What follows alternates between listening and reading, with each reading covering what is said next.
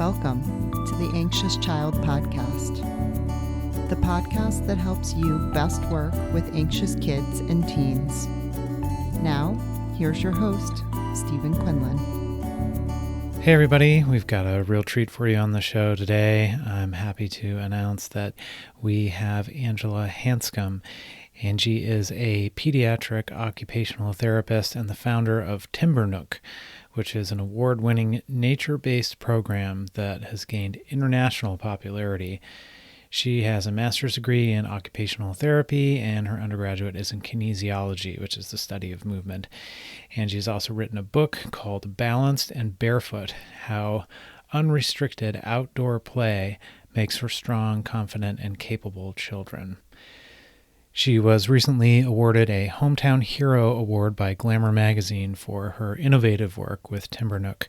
She has also been a frequent contributor to the Washington Post Answer Sheet column, and she's been featured on the NPR education blogs, Times of India, Jerusalem Post. She has a TEDx talk. She's all over the place. So I'm really happy that we get to have Angie on today to talk to us not only about looking at kids with anxiety through the occupational therapy lens, which I think is really valuable, but also how things have changed just overall in our culture and our society, and how kids are not getting what they fundamentally need in order to be the best versions of themselves. I really enjoyed this conversation. It's been a while since I talked to Angie, but it was great to catch up with her and see the amazing work that she's been doing, which has just taken off all over the globe. So it's really cool. So before we get to that, a quick word from our sponsors. I think we can all agree that we don't need any extra anxiety in our life. We know something that causes anxiety is clutter, especially cord clutter. Mount Genie at mountgenie.com makes clever tech accessories and mounting solutions for your Alexa, Google Home, video game consoles, and all brands of Wi-Fi mesh router networks that rein in that messy cord clutter in your home or office. Mount Genie also has organizational solutions for your keys, remotes, sunglasses, and more. Most install without tools in minutes and won't cause damage to walls. Mount Genie is a family-owned company solving your cord clutter problems. Check them out today at mountgenie.com. And don't forget, while you're there, to enter in the code anxiety10 to get 10% off. I've got several of their products in my house, and they really look great. They're super easy to install. So check them out today at mountgenie.com, and don't forget the code anxiety10 at checkout. If you want to be healthier, one of the best things you can possibly do is get at least 7 hours of quality sleep every night. I know it's hard to get that much sleep sometimes. Your mind keeps you awake, you can't get comfortable. There are 100 reasons why you can't get 7 hours quality sleep. But it's super important because your body heals itself when you're asleep. Do you want to know an easy way to get more quality sleep every night? Make sure you're getting enough magnesium. Believe it or not, around 75% of people don't have enough of it. But please don't run to the store to buy the first magnesium supplement you find. Most magnesium supplements use only the 2 cheapest synthetic forms. And since they're not full spectrum, they won't fix your magnesium deficiency. There are actually 7 unique forms of magnesium, and you must get all of them if you want to experience its calming, sleep-enhancing benefits. That's why I recommend Magnesium Breakthrough by BioOptimizers. Simply take 2 capsules before you go to bed, and you'll be amazed at how much better you sleep and how much more rested you feel when you wake up.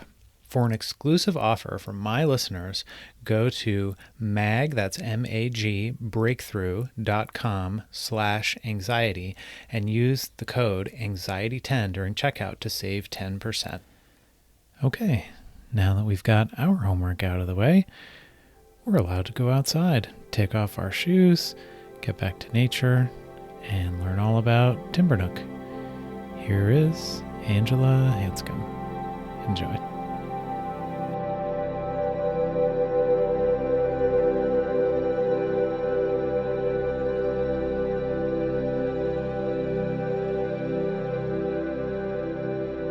Great to see you. I was trying to think back on the last time that I actually did see you, and it feels like it's been like a really long time. Yeah, I think at least probably about 10 years. That's what I was going to say. Yeah, Yeah. I think so. Yeah. I'm not sure. I Yeah. mean, so we used to work together at Easter Seals, Yeah. and then you started your own camp, which is the Timber Nook camp, right? And Eventually, yeah. Yep. oh, okay. I just the other day looked and like Googled your name, and you're everywhere now. It's pretty crazy. It's quite the story. But Well, do tell. How did that yeah. all come about? So, well, oh my goodness. So about 10 years ago, was about the time when I decided to stay home with my two children. So actually that was, kind of the beginning was I wanted to just enjoy their childhood. And then my oldest daughter was 4 at the time. She's now going to be 16. Oh wait, so this is longer ago. Oh my Gosh, it's been longer than we it's think. like, oh, so crazy. But she was just turned 5 that summer and was about to go to kindergarten. And that was kind of the big aha moment for me when I met with the teacher ahead of time, a bunch of parents did, and she looked at us and said, "This is not kindergarten like you guys remember growing up." She said, "This is really very much close to first grade." And she said, "We're not going to have time to teach your kids how to cut with scissors." She said, "My husband's going to pre-cut everything at nighttime so that we don't have to worry about that skill." And then she said, "We won't have time to teach your kids how to tie their shoes. So if they can't tie their shoes, put elastic laces on." She said, "We have 5 minutes for snack. But if that gets in the way of curriculum, it will become a working snack. So they'll have to eat while they work." And then she said, snack. I know. Wow. I was like, this is intense. Right. And then 15 minutes for recess. And she said, when it snows, where, we live in New England, so there's snow most of the year, it will become an indoor recess. She said, "We don't have time to change your children to get them outside."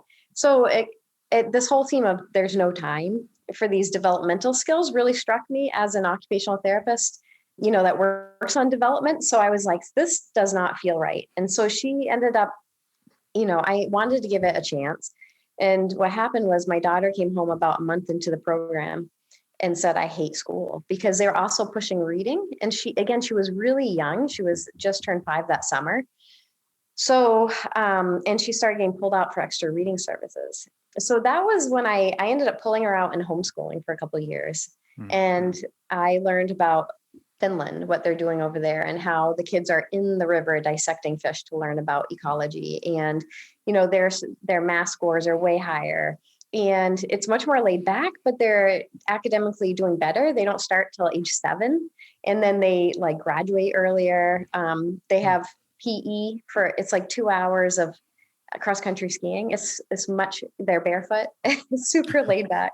Wow. And so I learned about that and a lot about Reggio Emilia, where the environment is the third teacher. And so that happened. And then at the same time, I was noticing there was not a lot of kids outside for my own children to play with. And we live on 12 acres here and have about 50 acres of conservation. So one day I was taking a shortcut through the neighborhood and it kind of dawned on me, like, where are the children? Why are they not biking to each other's houses and, asking each other to play? So I wanted to do something to get kids outdoors. I thought it was in the form of nature classes until I ran one. And I had a parent come up to me and she said, "Can you tell my son why the leaves change color?" And I was like, "Oh, it has something to do with pigment, I think, in the leaf, chlorophyll somewhere or something." Right. Trying to remember my high school science class. And, just so I kind of reflected on that. Like, what am I doing running nature programming? I'm not a teacher. I'm not an environmentalist or a naturalist. What does an occupational therapist have anything to do with nature programming? And then I really thought about that and that our profession is, helping children with their occupation. And the occupation of a child is play. And I kept thinking about, how we're very good at working on indoor play. We'll bring our swings inside. We bring in a little box of sand and bring that indoors for children, indoor board games. And I kept thinking about the occupation of outdoor play and how it's a very important one for children. And it's something that's at risk right now. In fact, the past 30, 40 years, it's significantly decreased.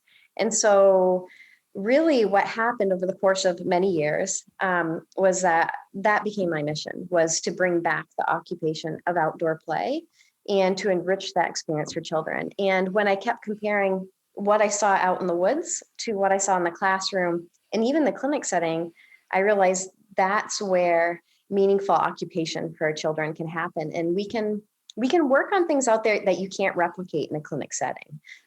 It's just full body immersion play experiences. So it's stuff that would be very hard to do in a traditional therapy and classroom setting.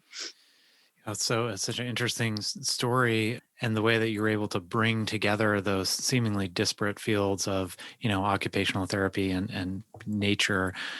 Do you feel like part of what has happened is that have we mistaken the occupation of children for being school rather than being play? That's a good question. Well, it is an occupation for children. School is one of their occupations. Both, but I do believe that the occupation of play in general is undervalued, especially I think the past, again, 30, 40 years, we saw an increase in academics, a focus more on academics, and then they started sacrificing play. And then the other really big thing that happened was we got really busy, like incredibly busy with adult directed activities and structured activities for children, that it took away this fundamental need to play. And so children are losing the ability to play, which is a huge problem for so many reasons. So it's a specific kind of play too, that unstructured, outside in nature, that has become, I guess, sort of pushed down the totem pole, so to speak, of priority to a lower place than it should be. Well, the other big issue is fear. So fear, it's not something you can see, but that is one of the major reasons why kids don't play outside anymore. So stranger danger was a big one. Fear of bugs, ticks, specifically where we live. And then like fear of injury and liability is another big one. We actually had a keynote speaker, Anita Bundy, who's she's famous for doing the Sydney Playground Project in Australia. And she's an occupational therapist that advocates for play. And she said it's not even fear that the child gets hurt per se. When they were doing the research, it was more fear of what people think of them. Like the adults were worried about, specifically parents and teachers she was talking about. So she said that the parents were concerned what others might think of them if their child gets hurt. And then the teachers were afraid of losing their job. And so it was like, she goes, it's not even, it's fear of what others think of us. So interesting. So like a perceived negligence on your part, either as an educator or a parent. Yes. Well, yeah, that is interesting, because I guess that's, it's a powerful thing in a lot of ways, how you feel people are perceiving you. But I was thinking that earlier as you were talking, that the lack of kids, riding their bikes down the street, all the things that sort of, in our generation, you're growing up, it was like, well, I'm going down the street to Billy's house, and okay, well, be back, before the street lights are on, and have fun. Like that just doesn't happen anymore. And I think of that, and I attribute a lot of that to media, potentially, the sort of, perpetuating that there are things to be afraid of around every corner, or you can go online and look up where are the sex offenders in my neighborhood, and this sort of knowledge that maybe in some ways would be almost better not to know. Yeah. But I feel like has made a big impact on this shift that you're talking about. It's funny because I don't know if it's a social media dilemma, but there's there's a documentary that just came out about the dangers of being online too long. And so they were talking about that. And they were saying that the reason why kids are all now indoors and on their screens was because to keep them safe. Mm-hmm. And they said that outdoors, it's safer than ever. Like it's been since the 80s. Like, so the crime has actually decreased. So it's this perception that it's dangerous. But then they are talking about it's even more dangerous than ever before to be on a screen, because those predators are like a click away from your child. That's true. Yeah. Huh. So talk to me a little bit about what's going on right now with screens, obviously, the way that our world is structured. How do you feel like that has had an impact on kids in general? My biggest issue with screens is, well, there's many, but I think the biggest one is that it's taking away, it's replacing outdoor play. It's very addictive. And so children are spending, the research says an average of 7 hours a day on screens. Wow. And so that is replacing the time that they used to spend outside. So when I do speaking engagements, I often ask, how many hours of play did you get growing up? And I hear over and over between 4 and 6 hours is what on a typical school day adults were getting when they were children. And now the research is like 48 minutes. I think it's way lower now, but that was like maybe 10 years ago. Yeah. And so that's a huge change in the environment. And anytime you change the environment of children that drastically, you're bound to affect development. You know, they're not rolling down the hill and digging in the dirt for hours, you know, refining the muscles and the senses, you know, doing all the things that help, you know, organize the brain and develop their neurological system. So for somebody who's not familiar with occupational therapy and sensory integration and that kind of thing, can you explain that a little bit and maybe talk about how that plays into anxiety, mental health, etc.? Sure. So I often talk about how, like, one of the biggest pieces that we're kind of missing is that kids are often sitting a lot right now too. So it's another issue. So the recent research I've sat in on was that kids are sitting about 9 hours a day in a chair. And so if they're constantly in this upright position, it's not developing what we call the vestibular sense, which is actually our balance sense. And it's key to all the other senses. It helps with what we call sensory integration. And that is the organization of the brain.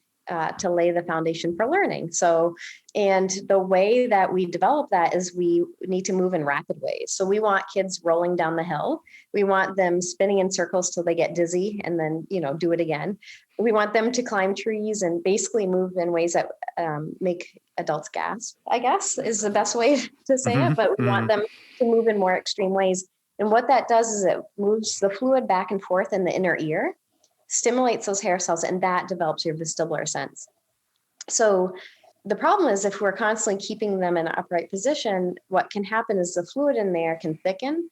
Kids can start to get more ear infections. They start having trouble with knowing where their body is in space, because that sense actually helps you to know where you are when you're navigating your environment. And the way we treat that as therapists is we'll have them spin. So like if you go in a clinic setting, you'll see swings hanging from the ceiling, and we'll position them in all different ways and spin them. And that helps them to know where they are, you know, to get on and off playground equipment efficiently. Now, sometimes they'll see an adult say, don't spin because you're going to get dizzy. But if we constantly keep them from moving in those different ways, then adults become the barrier to that development, that neurological development that needs to happen.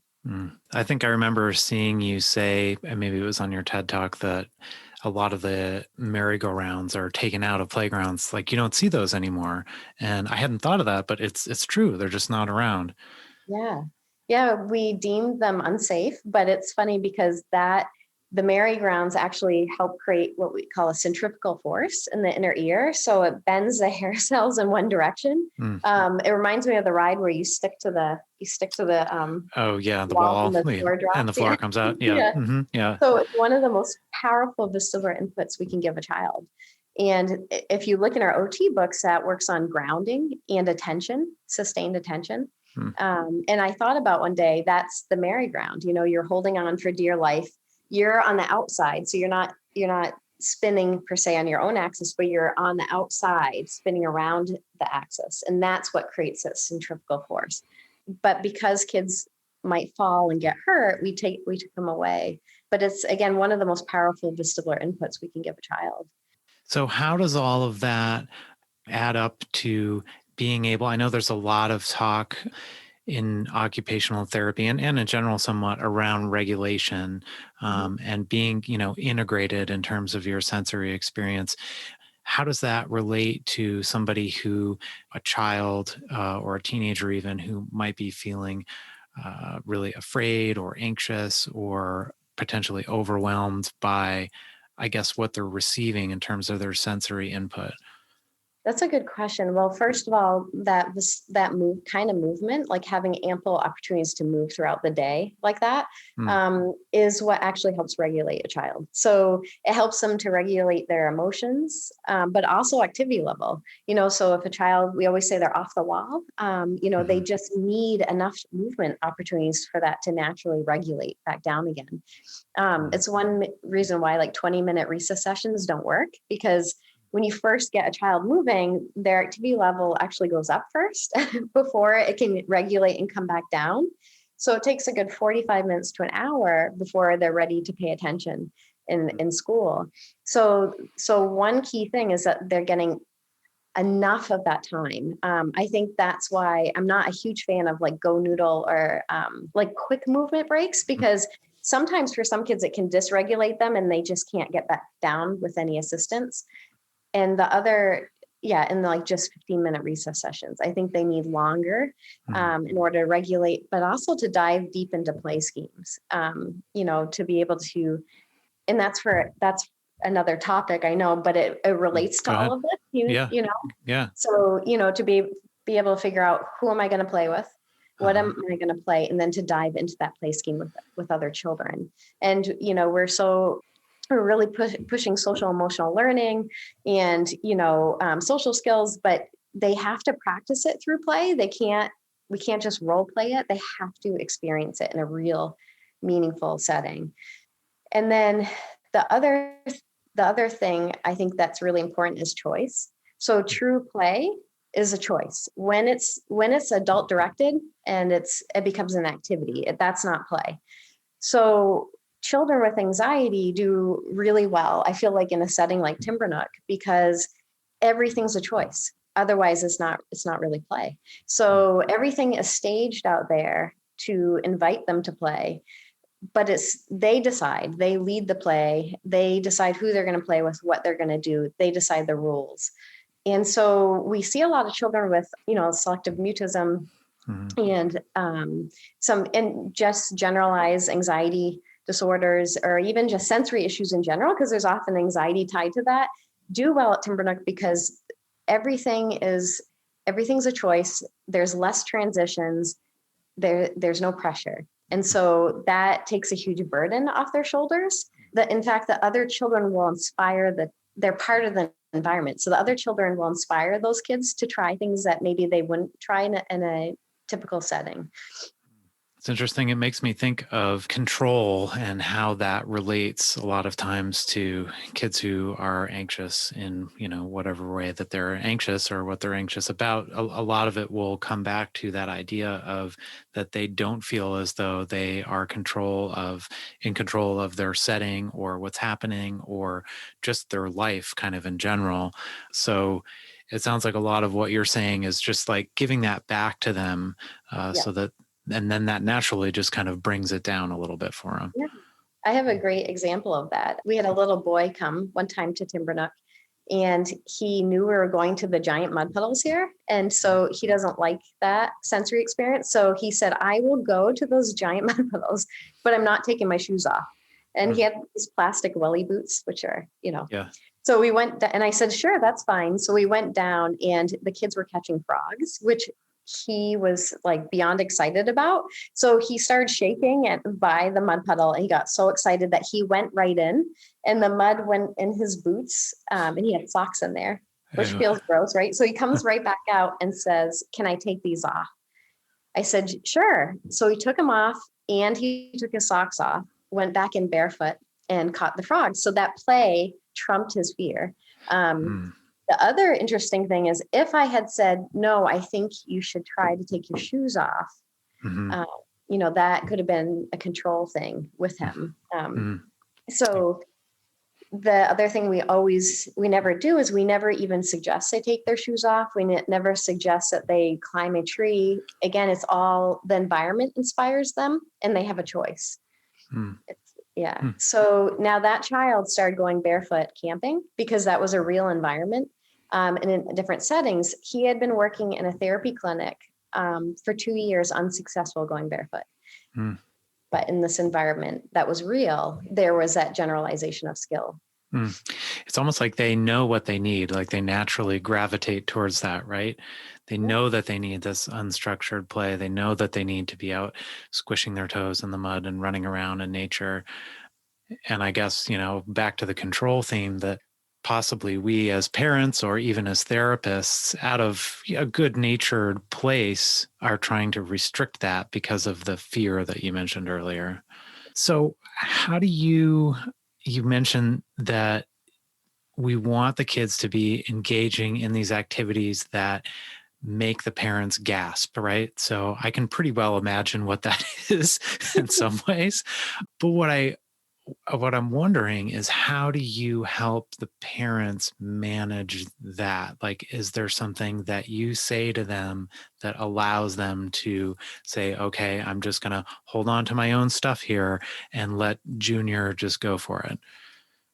Yeah, that's a good question. I think first of all, our expectations for parents have to be realistic. I think that adults also need to remember that they need to be realistic with their, go easy on yourself kind of thing, because it's a process of letting go of fear and starting to realize that it's going to be okay. And that often children they'll know their limits. They'll test them, but usually at the just right challenge, and they will test it again. But the first thing to remember is that it's a process of letting go. So I think that, so Balance and Barefoot is my book. And I think it does a really nice job of kind of walking adults through like a step-by-step, like here's what you can do to inspire play and more independent play outside too. Because that's also another thing that we take on as adults is we feel like we have to constantly entertain them. And that's not really our job. Our job is, it's great to play with your child, but it's also great for them to have time to come up with their own play ideas. Because what I've noticed over the years is that kids are starting to see us as idea givers, and they go to us for constant reassurance and affirmation. And we really, the first thing we do at Timbernook is, we've learned over the years that if we were too close to children, let's say they're building a fort. So we see children 18 months all the way through middle school. So we have a lot of different age ranges that we work with. But let's say older kids were building a fort. If I'm standing too close to them, I notice that the kids would start turning to the adult going, is this okay? Or so-and-so they start tattling and they start pulling you in to solve their problems for them. But if we actually backed up and reduce our adult presence, so get down low. So the adult presence is not as obvious out there. They start turning to each other to solve their own problems and come up with their own play ideas. The simple act of initiating a play idea and executing that play is something that we want to give them more opportunity to do. And also conflict resolution, like being able to work some things out and have confidence that we can work this out by ourselves is something that they need more practice to do. And just doing that actually helps a lot of as far as independence with children. But the difference is we're not tuning out. We're stepping back, but we have to really pay attention because play can change quickly. There are times where they do need assistance. There could be a safety issue. So they are supervised, but that's the difference, is that we are providing more opportunity for them to do child-directed play opportunities. It's almost like you need to be behind some sort of a parental hunting blind or something like that, where you're like camouflaged and you're there, but like they don't really know that you're there. Well, for toddlers is different too. Like you can't Sure. hide on toddlers because they freak out. Freak out. Yeah, right. Yeah. But So you could get down low. And you can, the difference with toddlers is you can stage something to inspire play in your own yard. For instance, like let's say you have a puddle out there, you could put out like a stainless steel like kitchen set, old kitchen pots and pans, and just see what they do with it.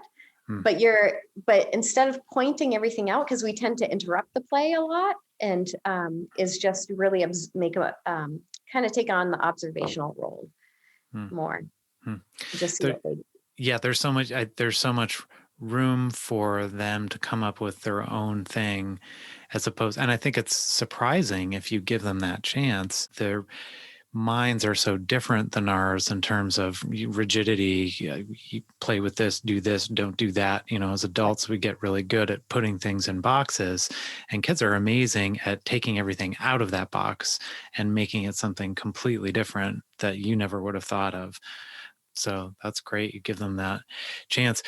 So back to what you said about the toddlers and them being by themselves. I'm thinking of, there's a famous psychologist, Winnicott, who was back in the, I want to say 50s or 60s, who talked about the capacity to be alone, and that there's a certain developmental stage that kids get to where they're able to do that. You see them kind of start to do that initially, when they're really little. They'll go off in the other room for a little bit and kind of bang around with something, and then come back and check, and they go back. So there's this gradual process.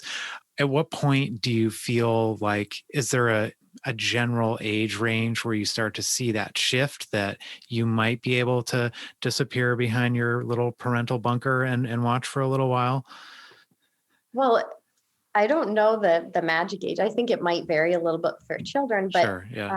Age 4 tends to be, for Timbernook programming, a good age for them to be independent for our drop-off programs. Before that, it's usually the parent comes with the child to get introduced to Timbernook. Yeah, that makes sense. So what's a typical day look like for, say, a kid's coming to Timbernook and they show up? What can they expect? What can parents expect? Sure. So a great example would be, let's say we did Three Little Pigs as our story that day. We would kind of do like a morning welcome circle, some songs that, and then we go over the 2 rules at Timbernook. There's only 2 to keep it really simple. Wow. And then, this is ages 4 and up I'm talking about, but one is they have to be able to see an adult. So there's no boundary. Another one is they have to be kind. So we found everything kind of falls under that. And older kids, it's talking about respect. And that's respect to materials, respect to each other, respect to ourselves, that sort of thing. So, and then we read a story, or we'll do a puppet show, like Three Little Pigs. And then there'll be actual bales of hay out there, big logs and sticks, real bricks. There might be wolf masks and wolf tails out there. And then we tell them they have the opportunity to create their own homes, like the Three Little Pigs. And then whatever they do with it is their choice. Adults actually, there's multiple adults, and we find a place to observe the children. And sometimes we'll do a fire too later, and we rotate the children in. So we're not interrupting the play. There's a nice flow, but they can dive deep into the play. They at least have 3 hours usually out there to dive into that play scheme. Okay. You mentioned something called the Just Right Challenge earlier. What is that? What does that look like? So that's an occupational therapy term. And it's talking about when children find a challenge, and it's just enough to challenge them, but it's not overwhelming that they give up easily on it. I see. Okay. And do you have to integrate that into the camp, or is that, you talked about how kids kind of naturally find that boundary themselves? What does that look like when they're there? I feel like they naturally do that. Everything. Yeah. I love having 2 rules. And I'm sure the kids do too, right? Yeah. They think they can do anything at Timbernook. It's not really true, but it feels like freedom to them, if that makes sense. Yeah. Absolutely. Yeah. And that's, how wonderful for them to feel that way, even if it's, obviously there are limits and you're keeping everybody safe, but that just that they have that sense. It's wonderful that they get to experience that. Do you want to say a little bit about, you mentioned your book earlier. Do you want to say a little bit more about that? How is that structured, and what does that look like? So Balance and Barefoot is how unrestricted outdoor play makes for strong, confident, and capable children. It came out in 2016. I think it's needed more than ever because of the pandemic. So kids can play and, connect right now. You can get that anywhere. So Barnes & Noble, Amazon. And then if you want to keep up with Timbernook and the current research, I recommend you can go to our site, timbernook.com, or follow us on Facebook. And in Facebook, we do a lot of posting videos and images of children all over the world doing Timbernook. We're in 4 countries now. Are you really? We're in Australia, in the UK, throughout Canada. There's a big nature play movement there, and there's a lot of sites in the US. We also are working with schools and public schools in different locations as well to actually bring back outdoor play as part of the curriculum during the day. So they actually have Timbernook time, the schools do, and it aligns with Common Core and next generation science standards as well. Wow, that's fabulous. Well, I absolutely love what you're doing. And I'm wondering if you have any just sort of last message that you'd like to give to parents who might be listening to this and are wondering kind of how they might be able to integrate some of this stuff into their life, even if they're not going to like a Timbernook sort of sponsored activity. Yeah, I think to remember, especially right now, that this is really needed for mental health for children right now to play. And even if it's with one other family, like to prioritize play with other children right now. So I think that is probably more important than anything I can, say elsewise. The other thing is, if they really want to know how to start phasing themselves out and actually inspire independent play, I do recommend the book Balance and Barefoot. And it talks about all sorts of techniques that we use here at Timbernook to kind of get kids thinking again and playing. Well, hopefully now with the nicer weather and maybe even some difference in CDC guidelines around being outside, that families and people will be able to start getting together a little bit more. And even if you're not able to do that, I actually think it's been one of the nice sort of byproducts of the pandemic is that people haven't really had much of a choice but to get outside, or at least the drive to do that has probably been upped a little bit. Absolutely. I've done more hiking in the last year than ever. Yeah. Well, it's absolutely wonderful to see you. Hopefully it won't be another 10 years before I talk to you again. But thank you so much for having me. I appreciate it. Yeah, my pleasure. I really appreciate you coming on. All right, that was Angela Hanscom. Her website is timbernook.com, and you can also check out her book, Balanced and Barefoot, How Unrestricted Outdoor Play Makes for Strong, Confident, and Capable Children, is available on Amazon and wherever books are sold. A quick reminder to everyone, if you enjoyed the show, please leave us a review on iTunes. You can also support the show by checking out our sponsors, Mount Genie and BioOptimizers, and using the code Anxiety10 for 10% off at either one of those places. You can also check out the website, theanxiouschild.com, if you're interested in individual coaching with me or just to support the podcast in general. And as always, I would love, love, love to hear from you. If you are listening to the show and you have any questions or comments, you can get in touch with me via the website or on Instagram at The Anxious Child Podcast. So that's it for today. Until next time, take care and be in touch.